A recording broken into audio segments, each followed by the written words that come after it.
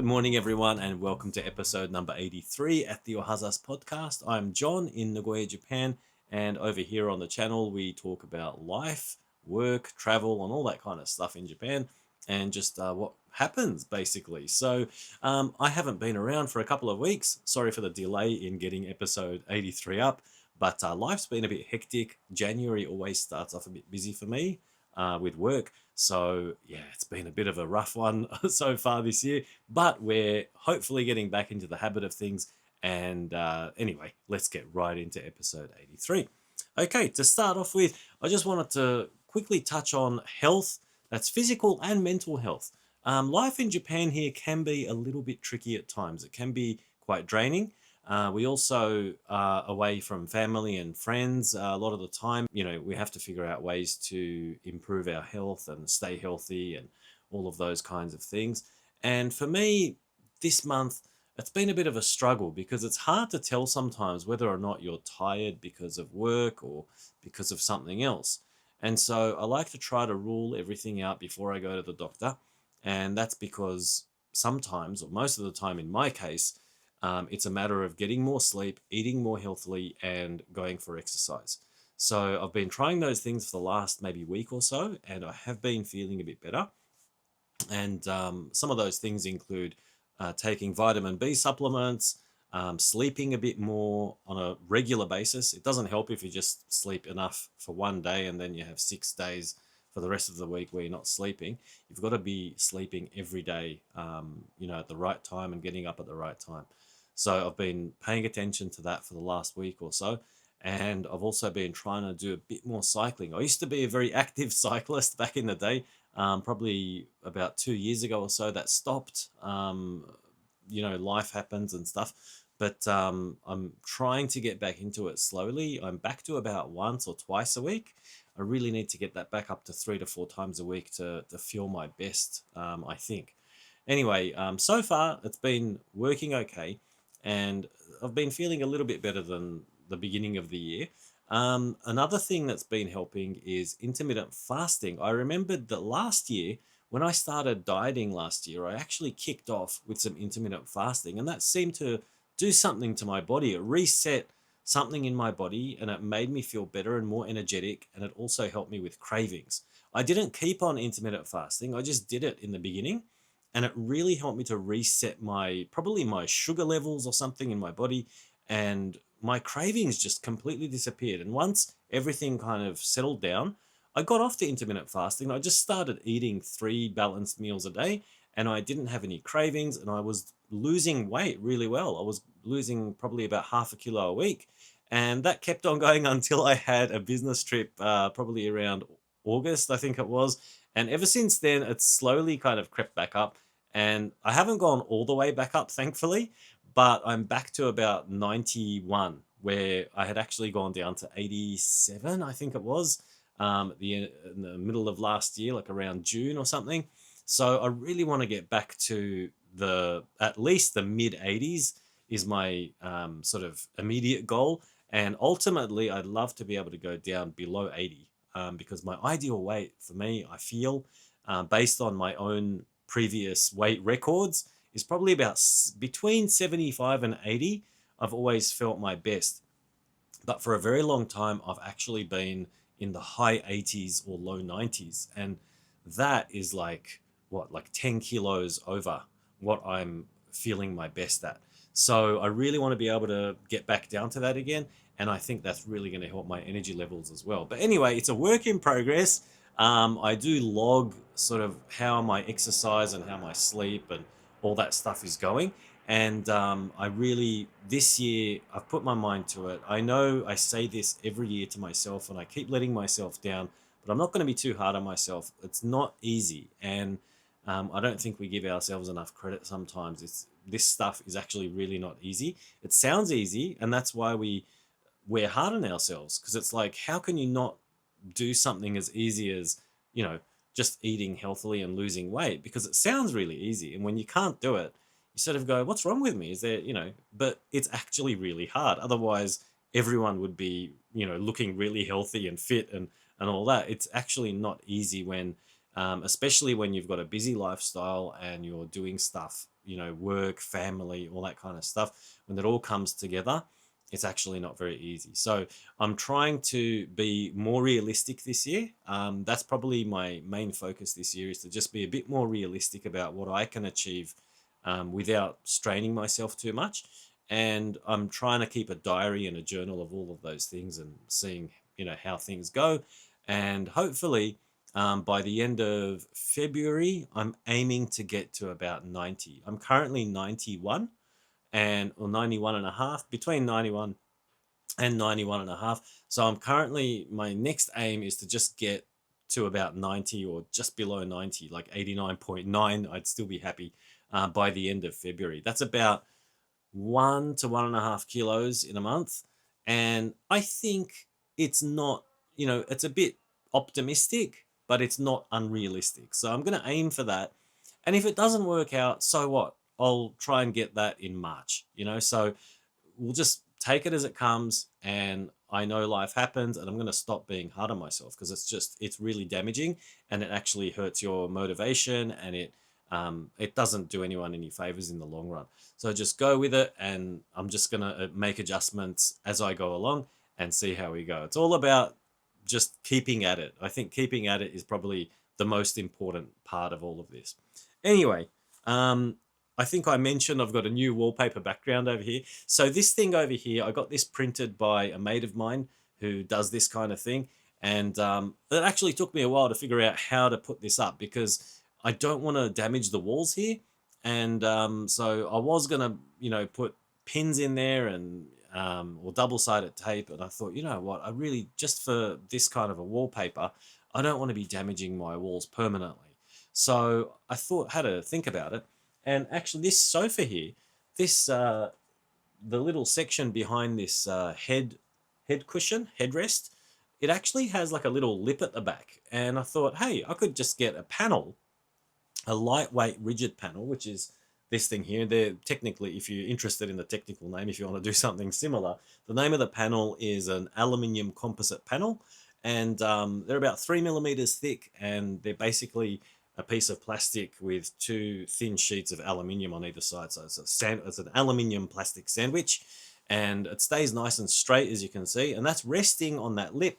And I've just basically got this this printed, it's like a poster on, it's kind of like a fabric, and I've just basically clipped it to the board so it doesn't damage my wall, and I feel like it looks better than it used to anyway. It probably doesn't look amazing, but it looks a lot better than it used to. And I've actually got another design on the other side as well, so I can look forward to seeing that as well. But that is, if you're familiar with my X account at Ohazas Podcast, you'll actually see for my header photo, I've got a selection of 4 photos which represent sort of the topics that we talk about here on the Ohazas channel.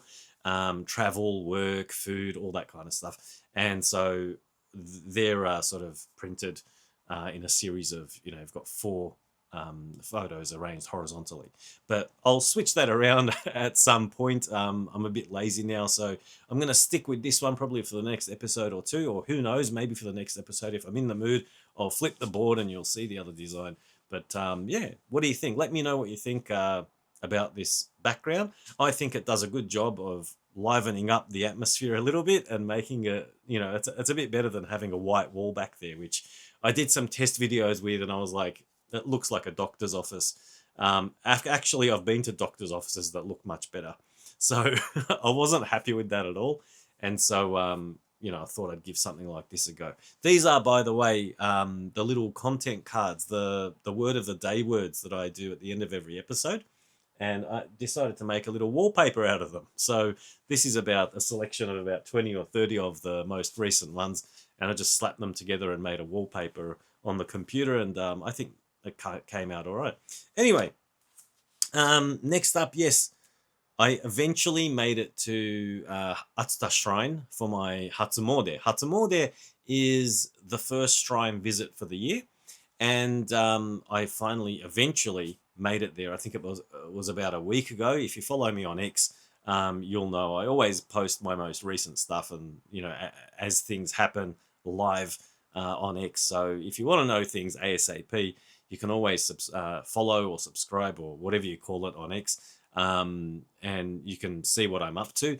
But I think it was about a week ago, I went there and I got rid of my previous year's, what do you call them? Omamori is the name of those little charms that you can buy from the shrines, and you carry those around with you in your bag or on your person for about for the whole year. And when you're done with the year and you go to Hatsumode at the next year, you take those old ones with you, and there's a special designated place which I'll put up on the screen here. I actually shared that footage, I think, on X as well. But you go there and you can give those back, and they actually burn those, I believe. If I'm wrong, please feel free to correct me. But as far as I know, they burn all of those old ones, and you go ahead and you buy your new one from the place where they sell those omamori, those charms. So I got a new one as well. I went to the shrine. I prayed, and all was good. And it was a fantastic day as well, as you can probably see in the photos.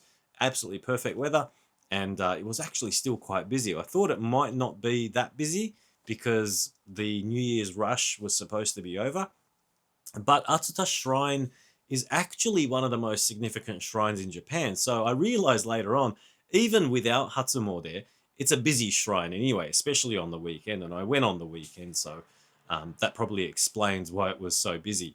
It's a pretty famous tourist destination for those who venture to this part of Japan, and it's said to contain, there's a very holy, sacred sword housed inside Atsuta Shrine, which is one of the really important pieces of Japanese history. So that's probably another reason why it's such a famous spot. Anyway, that's a little bit about Atsuta Shrine and my Hatsumode visit. I wanted to quickly mention this fantastic dish. Again, I'll put a photo up. Napolitan. This is a beautiful Japanese take on an Italian dish, pasta, and it's quite different. I don't think you'll find this kind of thing in an Italian restaurant. They might actually have a fit if they saw this and if they saw anyone trying to say that it was Italian food, but it's actually quite nice. And I remember not liking this when I first got to Japan. I wasn't a fan because pasta is supposed to be pasta, and in my mind it was like I couldn't put those two together. Like, pasta cannot be turned into something else. It's, it just doesn't work, and it kind of really put me off. So it took me a little while, and for some reason, maybe it was also the fact that I hadn't had a really good version of this when I first had it, and I was just like, what the hell is that? Like the pasta was soft, and the flavor wasn't there. It was kind of sweet. The tomato was, yeah, like not really my cup of tea at all. But later on, I actually tried some at another place over in the city here in Yabacho, and that's a place between Sakae and Osu. And there's a nice little cafe there on the corner called Yaba Cafe, and they actually make a really good Napolitan, and it's on this hot plate, which is how most places do it, I believe. But it's just, I don't know what it is. Maybe it's just the chef there or the taste, the flavors that they use. But it actually is a really delicious dish. And I've been having that probably since about 2 or 3 years ago. I'll probably go every few months probably, and I'll get myself a nice helping of that Napolitan dish. And it's really, really satisfying. Comes in 4 sizes, believe it or not. Even the small size is actually enough. Like, if you're not crazy hungry, it's actually more than enough. I usually get the next size up from that, and that's actually a really decent helping. And imagine they actually have 2 bigger sizes than that. And I've never tried them, and honestly, I don't think I ever will, because, yeah, like I said, the second one from the bottom, the one after the smallest one, the one that I get, is actually more than enough. I always walk out of there like, whoa, that was a big meal. So it's got like these sausages on top. It's got meat throughout and egg and all that kind of stuff. And it's a really delicious, hearty, satisfying kind of a soul food kind of a meal. So I highly recommend it if your game if you're feeling a bit flexible in your pasta mindset. I hope you can give it a shot and enjoy it as much as I do. Okay. Oh, on the way to Atsuta, I actually saw this poster, and I put a photo up of this as well. I saw this poster of a exhibition at a local art museum called the Yamazaki Mazak Art Museum, and that's actually owned by, I think Yamazaki Mazak is a machinery. I could be wrong, but I think it's a machinery company. They make industrial machines, I believe, and so they have an art museum in downtown Nagoya, and I've actually not been there yet. I've read a lot about the museum, and I've heard about this. They always put posters up in the subway stations whenever there's a museum, whenever there's an exhibition at that museum. And I've never been there, but this time I saw something on the way to Atsuta Jingu. There was a poster about a current exhibition there called Pulsating Origami, I think it's called. Um, I think it's Pulsating Origami. Anyway, I'll put the poster up here. You'll see the name on the poster. But it looks really, really interesting. I'm not like an origami fanatic or anything.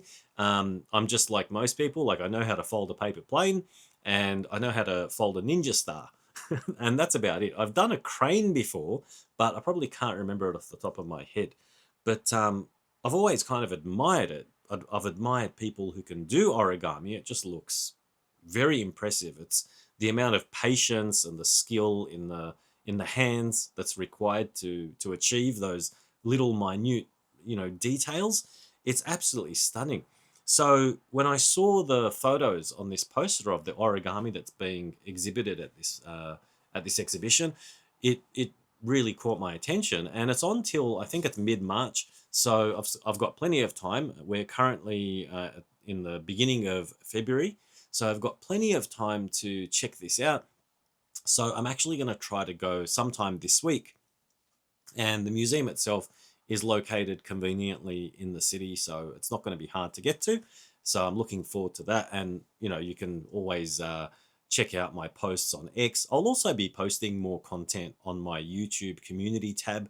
YouTube also has a little tab called Community, which lets you post photos and messages and things like that. A little bit similar to X. So I think that's actually quite convenient for people who are only on YouTube and not looking at the X platform. It might actually be really good. So yeah, I'm going to be paying a bit more attention to that to make my content a bit more accessible to everyone, regardless of which platform you're on.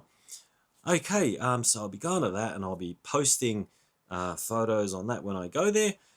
And oh yeah, we've actually been up to quite a bit over the last couple of weeks. I posted this on YouTube as well when I went.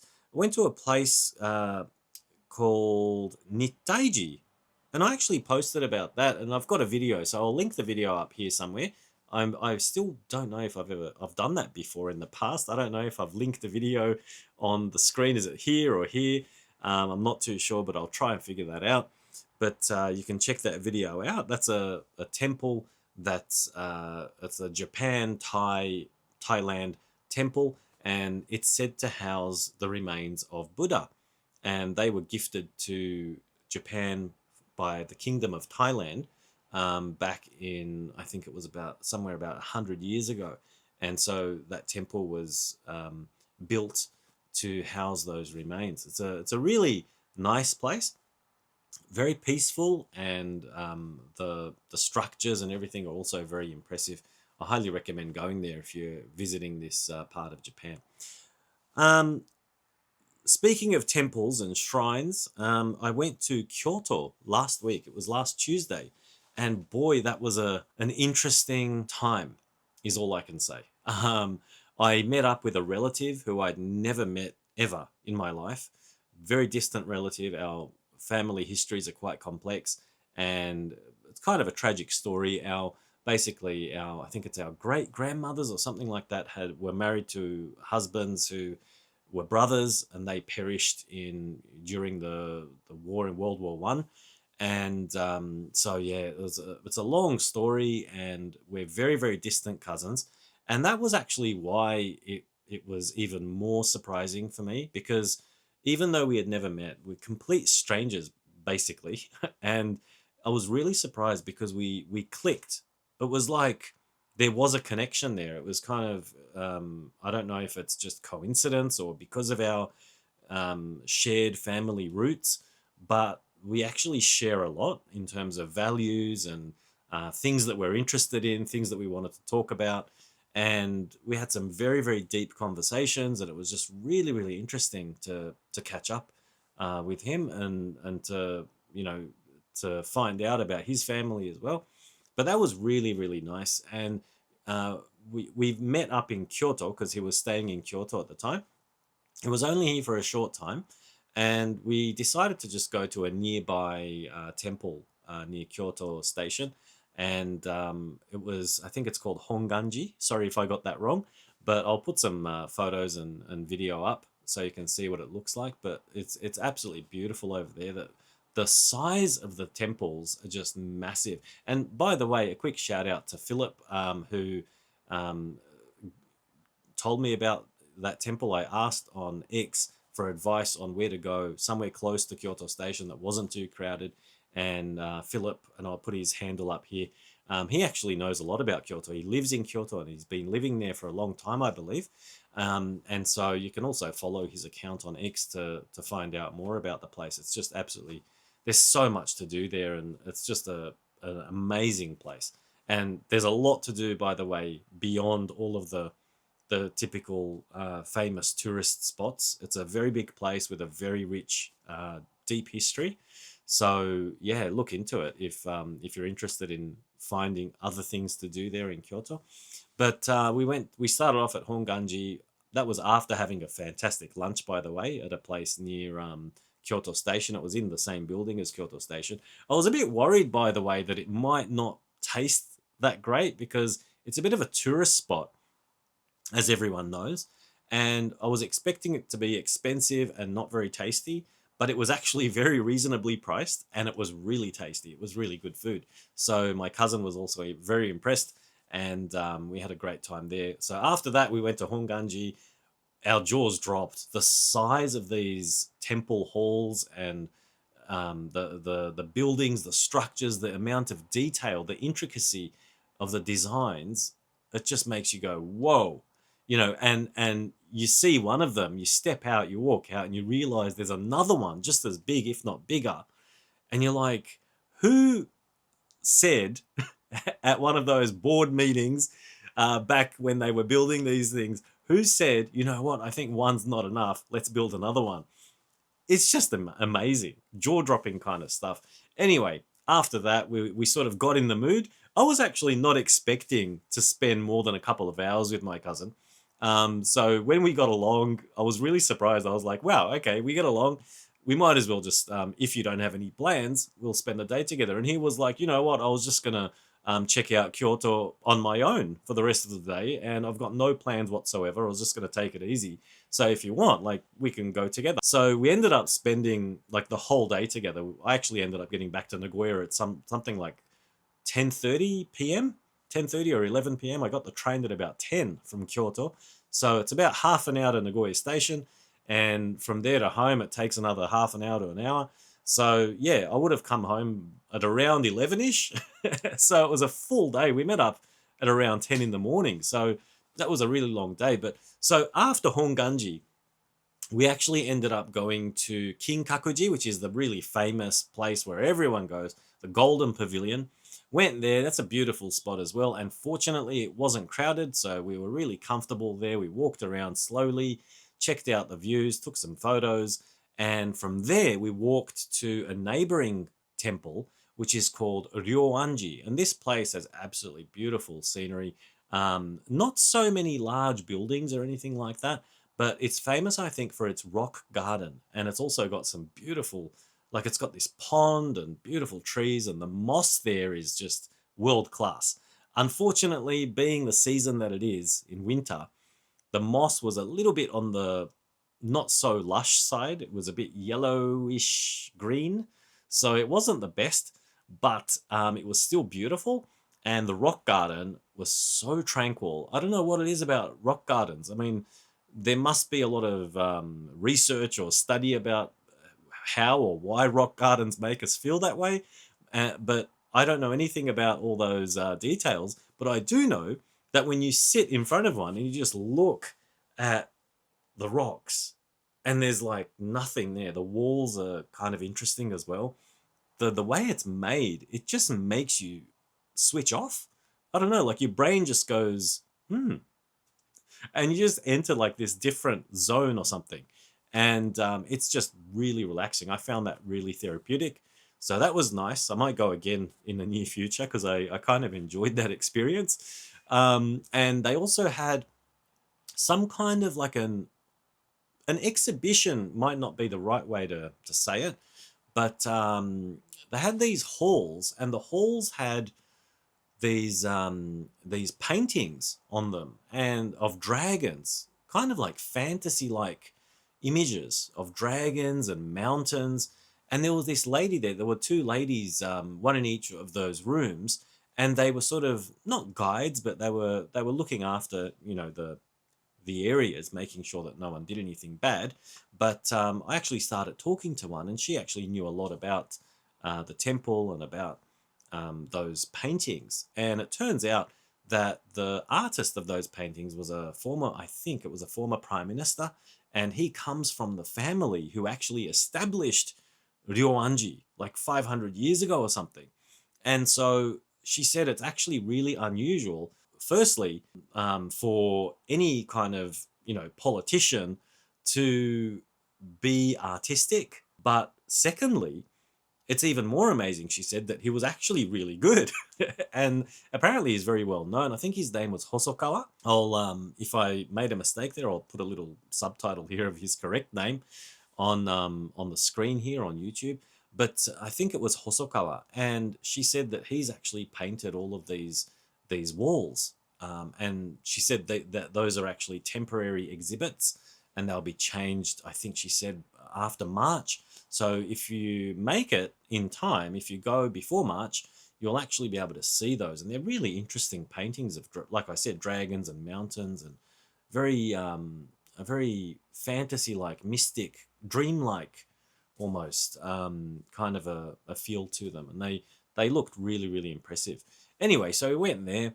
After that, we went to one more place, I think it was. Yeah, we went to a place called Ninnaji. I think I got that right. It sounded like Nanji, like what time?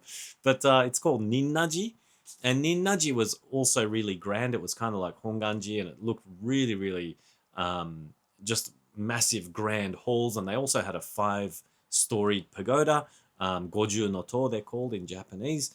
And so that also looked really impressive. And just the way that those things, you know, were built, even, they apparently have this central pillar that goes all the way from the top to the bottom, or the bottom to the top. I'm not sure which direction they go, but they have a center pillar, and that's what helps them to stay stable, especially during earthquakes, apparently.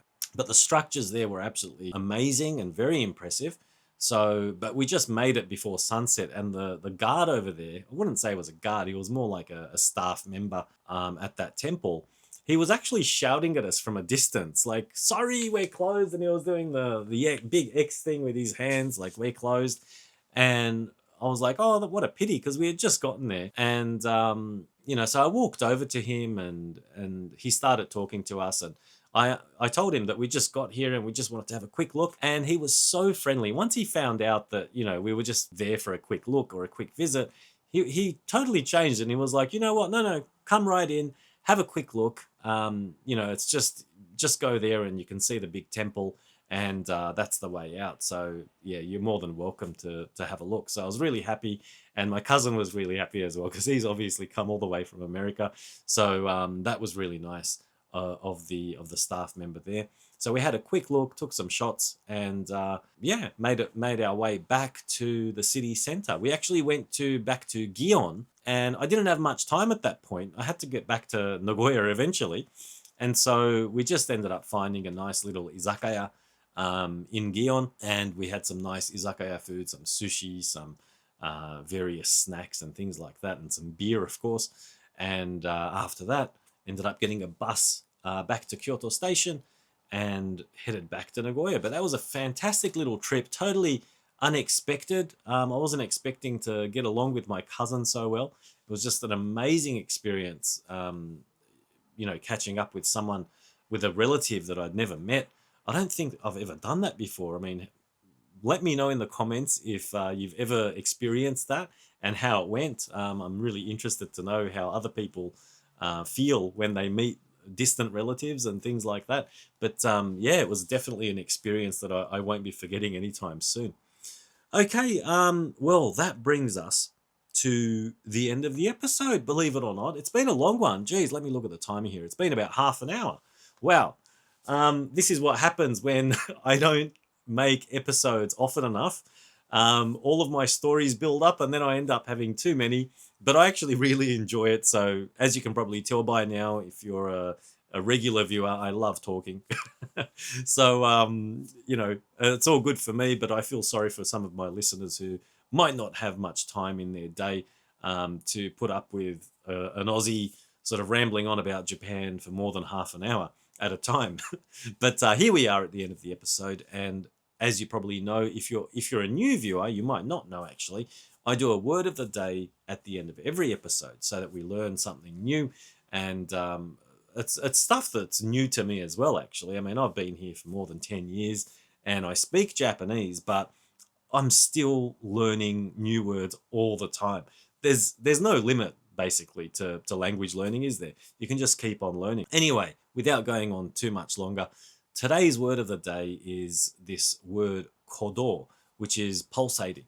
And this was actually used in the title of the origami exhibition, which I mentioned. And in English, I think it was called pulsating origami is how they translated it. But in the Japanese title, it had the word kodo, and that means pulse or pulsating.